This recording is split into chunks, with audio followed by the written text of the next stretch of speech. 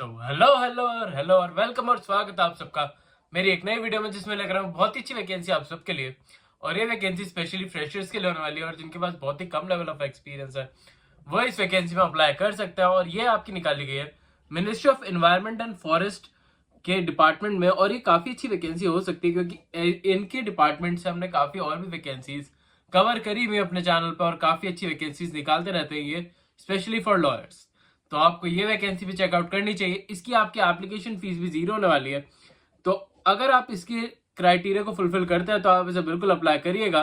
साथ ही साथ मुझे कमेंट से जरूर बताइएगा अगर आप इस वैकेंसी को अप्लाई करें या फिर आपको ये वैकेंसी अच्छी लगी हो। तो हम आगे चल के बात करेंगे इसके सारे क्राइटेरियाज के बारे में, कैसे आप इसका पार्ट बन सकते हैं और कैसे कैसे आपको इसके क्राइटेरियाज को फुलफिल करना होगा। तो वीडियो को लास्ट तक जरूर देखिएगा और कोई भी पार्ट स्किप आउट मत करिएगा, अदरवाइज आप जो भी वैकेंसी है उसके सारे पार्ट्स को अच्छे से नहीं समझ पाएंगे। तो चलिए बढ़ते हैं इस वैकेंसी की तरफ और देखते हैं इसमें क्या क्या मांगा गया है। तो आप जैसा कि आप देख सकते हैं ये वैकेंसी निकाली गई आपकी एसोसिएट लीगल डिपार्टमेंट के लिए। और इसमें आपकी क्वालिफिकेशन स्किल्स भी काफी अच्छी दे रखी है, जिसमें आपको साफ साफ लिखा हुआ है कि जो भी कैंडिडेट है जिसने BA LLB या फिर LLB करी हुई है विद रिकॉग्नाइज्ड यूनिवर्सिटी, वह इस वैकेंसी को अप्लाई कर सकता है। बस उसके पास बार काउंसिल का रजिस्ट्रेशन होना जरूरी है, साथ ही साथ उसके पास मोर देन 1 ईयर और अप टू 2 ईयर्स तक का वर्किंग एक्सपीरियंस होना जरूरी है। तो वो वर्क एक्सपीरियंस आप लिटिगेशन, किसी भी आप PSU या फिर किसी भी आप लॉ फर्म में काम कर रहे हैं तो उसका भी आप वर्किंग एक्सपीरियंस शो कर सकते हैं। एनरोलमेंट ऑफ एडवोकेट जरूरी है इस वैकेंसी के लिए, तो ये बात का ध्यान जरूर रखिएगा कि आप बार काउंसिल ऑफ इंडिया से एनरोल्ड हों। अगर हम बात करें डिजायरेबल कैंडिडेट की, तो जिनके पास भी एक्सपीरियंस है in handling cases related to environment, या फिर आपने कोई फॉरेस्ट रिलेटेड केस को हैंडल करा हुआ है, या फिर आपने कोई भी ऐसा बायोडाइवर्सिटी वाला case, wild life related case, या फिर कोई गवर्नमेंट ऑफ इंडिया से रिलेटेड डिस्प्यूट मैटर को आपने अगर देखा हुआ है या फिर आप उसका पार्ट है, तो आप इस वैकेंसी के लिए एक डिजायरेबल कैंडिडेट बन जाते हैं। और अगर आपको ऐसे ही लेवल ऑफ एक्सपीरियंस है इन फील्ड में, तो आप इनको काफी अच्छा एक एक्सपीरियंस लेवल शो कर सकते हैं और इनका एक पार्ट बहुत ही आसानी से बन सकता है। जैसे कि मैंने बताया, इसमें कोई भी आपका जो भी एग्जाम है वो कंडक्ट नहीं कराया जा रहा है, तो आप डायरेक्टली बेसिस पे रिक्रूट हो सकते हैं अगर आप ये सारा एक्सपीरियंस अपने CV में या फिर जो भी आप अपने डॉक्यूमेंट भेजेंगे उसमें आप शो कर दे। तो अगर हम बात करें पोजीशनिंग की, तो यहाँ पे आप देख सकते हैं कि अगर आपके पास स्पेशलाइजेशन है इन एनी रिलेटेड सब्जेक्ट, जैसे कि मैंने अभी आपको बताया, किसी भी आपके पास स्पेशलाइजेशन है रिलेटेड सब्जेक्ट में, या फिर आप किसी रिकॉग्नाइज्ड यूनिवर्सिटी से आपने कोई भी ऐसा डिप्लोमा कोर्स करा हुआ है इन सारे सब्जेक्ट्स में, तो वो आपके लिए काफी अच्छा बूस्ट बन सकता है और आप इनके लिए एक डिजायरेबल कैंडिडेट अपने आप ही बन जाएंगे।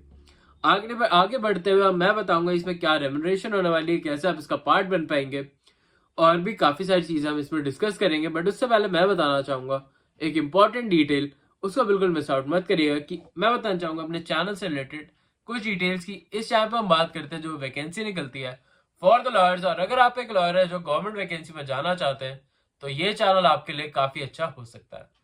तो इस चैनल को अभी आप सब्सक्राइब कर लीजिए, वीडियो को लाइक कर दीजिए और बेल आइकन प्रेस आउट जरूर कर लीजिएगा, सो दैट आप अपडेटेड वीडियो टाइमली बेसिस पे देख सके और उनकी डेट निकलने से पहले ही उन्हें देखकर आप उन्हें अप्लाई कर सकें। साथ ही साथ मैं बताना चाहूंगा कि हम कर रहे हैं 100 डेज चैलेंज, और उसको सपोर्ट करने के लिए आपको बस इतना ही करना है कि आपको करना है इस वीडियो पे एक लाइक, और एक लाइक करते ही वी गॉट अ मोटिवेशन, और हम आपके लिए और भी अच्छी अच्छी वीडियोस और भी अच्छी अच्छी वैकेंसीज लेकर आएंगे ऑन डेली बेसिस। साथ ही साथ आने वाले कुछ दिनों में और भी ऐसी काफी सारी वैकेंसीज आने वाली हैं जिनको आप बिल्कुल मिस आउट नहीं करना चाहेंगे। तो अगर अभी तक सब्सक्राइब चैनल को नहीं करा है तो अभी कर लीजिए। चलिए बढ़ते हैं इस वैकेंसी की तरफ और देखते हैं इसमें क्या रेम्युनरेशन और आगे क्या क्या चीजें आपको देखने को मिल रही है। तो अगर रेम्युनरेशन की बात करी जाए तो ये होने वाली है आपकी 40,000 पर मंथ की आपको रेम्युनरेशन प्रोवाइड कराई गई है, और साथ ही साथ ये आपको काफी अच्छा एक एक्सपीरियंस भी प्रोवाइड कराएंगे अपनी वैकेंसी के साथ। अगर हम बात करें यहाँ पे, तो इनमें साफ साफ लिखा हुआ है, यहाँ पे क्राइटेरिया इन्होंने दे रखा है कि जो भी कैंडिडेट है जिसने LLB या फिर BA LLB या फिर आपने LLM भी कर रखा है, तो भी आपके मिनिमम 60% मार्क्स होना जरूरी है इन योर फाइनल मार्कशीट, तभी आप इस वैकेंसी के लिए अप्लाई कर पाएंगे। अदरवाइज आपका जो भी क्राइटेरिया उसे कैंसिल आउट कर दिया जाएगा। तो इस बात का ध्यान भी जरूर रखिएगा कि आपके मार्क्स के बेसिस पे ही ये सिलेक्शन प्रोसेस को कंटिन्यू कर रहे हैं, आपका कोई भी एग्जाम नहीं कंडक्ट करवाया जा रहा है। अब हम बात कर लेते हैं आपके पीरियड ऑफ एंगेजमेंट की, क्योंकि ये एक कॉन्ट्रैक्चुअल बेस्ड जॉब होने वाली है तो इसका पीरियड भी यहाँ पे मेंशन कर रखा है कि आपका जो पीरियड ऑफ वर्किंग होने वाला है वो होने वाला है 3 इयर्स का। बट ये 3 इयर्स का वर्किंग पीरियड आपके लिए काफी गोल्डन अपॉर्चुनिटी हो सकता है, क्योंकि इसमें जो लेवल ऑफ एक्सपीरियंस आपको प्रोवाइड होगा उससे आप काफी अच्छे लेवल ऑफ एक्सपीरियंस गेन कर लेंगे और आपको इन अदर परमानेंट वैकेंसीज के लिए भी इसका एक्सपीरियंस काफी ज्यादा हेल्पफुल रहने वाला है। तो इस बात का ध्यान भी आप जरूर रखिएगा इस वैकेंसी को भरने से पहले। चलिए अब देख लेते हैं कि आपकी एज लिमिट क्या रखी गई है। तो आपकी मैक्सिमम एज लिमिट रखी गई है 50 इयर्स। तो अगर आपकी एज 50 इयर्स से कम है तो आप इस वैकेंसी को बिल्कुल अप्लाई करिएगा और इसका पार्ट जरूर बनेगा। साथ ही साथ मुझे कमेंट्स में जरूर बता दीजिएगा सो दैट मैं आपको गाइड कर सकूं इसके लिए फर्दर। अगर हम बात करें तो यहाँ पे नॉर्मल इंफॉर्मेशन लिख रखी है अबाउट लीव्स और आपके अलाउंसेस से रिलेटेड और ये सारी, और इसमें कोई भी, मैं एक बात पॉइंट और ऐड करना चाहूंगा कि इसमें कोई भी आपको एज रिलैक्सेशन से रिलेटेड कोई भी पॉइंट नहीं दे रखा है। तो ऑन गवर्नमेंट बेसिस जो भी आपको एज रिलैक्सेशन प्रोवाइड होती है वही यहाँ पे अप्लाई कराई जाएंगी। अगर हम बात करें कि आप इसका पार्ट कैसे बन सकते हैं, जो कि एक मोस्ट इंपॉर्टेंट पॉइंट है, तो उसको भी जल्दी जल्दी देख लेते हैं।